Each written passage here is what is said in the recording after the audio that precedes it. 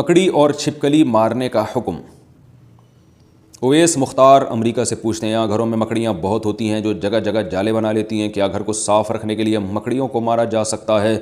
ہم نے سنا ہے کہ مکڑیوں کو نہیں مارنا چاہیے کیونکہ وہ ہجرت کے موقع پر آپ صلی اللہ علیہ وسلم کی حفاظت کا ذریعہ بنی تھیں۔ نیز کیا گرگٹ کو مارنا باعث ثواب ہے کیونکہ اس نے حضرت ابراہیم علیہ السلام کی آگ کو دہکانے کے لیے اس میں پھونکیں ماری تھیں؟ مکڑیوں کو مارنا تو جائز ہے، اس کے ناجائز ہونے کی ہمارے پاس کوئی دلیل نہیں ہے، اور ظاہر ہے گھر میں تنگ بھی کر رہی ہیں تو وہ تو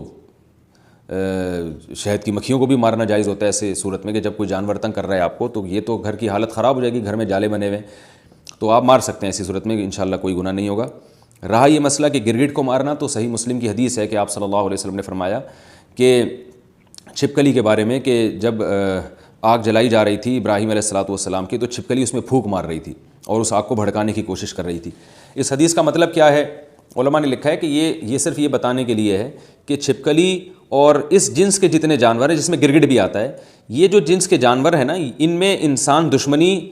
کے سافٹ ویئر انسٹال ہوئے ہوئے ہیں، یہ انسان دشمن جانور ہیں، یہ ان کو جب موقع ملتا ہے انسان کو نقصان پہنچاتے ہیں، تو اس لیے آپ صلی اللہ علیہ وسلم نے چھپکلی کو مارنے کی ترغیب دی، اور گرگٹ کا بھی وہی حکم ہے جو چھپکلی کا ہے، اور آپ صلی اللہ علیہ وسلم نے فرمایا کہ جس نے ایک وار میں مارا اس کو 100 نیکیاں ملیں گی، اور جتنے وار کم ہوتے جائیں گے نیکی کم ہوتی چلی جائے گی۔ وجہ اس کی یہ ہے کہ جانور کو جتنی کم تکلیف دے کے موت دیں گے وہ اتنا زیادہ ثواب ہے۔ اب چھپکلی کہیں دیوار پر ہے، آپ نے ایک چپل ماری اور وہیں اس کا اسٹیکر بن گیا، تو چھپکلی کو اس سے تکلیف نہیں ہوتی، سیکنڈوں میں اس کی جان نکل جاتی ہے۔ لیکن اگر آپ نے اس سے کھیلنا شروع کر دیا، پہلے اس کی دم کاٹی، اس کا آدھا گھنٹہ آپ نے دم کا تماشا دیکھا، جیسے بچے کرتے ہیں چھپکلی اور گرگٹ کے ساتھ، پھر اس کو رسی میں گھما گھما کے مار رہے ہوتے ہیں، تو اس سے آپ کی نیکیاں کم ہوتی چلی جائیں گی، بلکہ جانور پہ ظلم کا گناہ بھی ہو سکتا ہے۔ تو اس لیے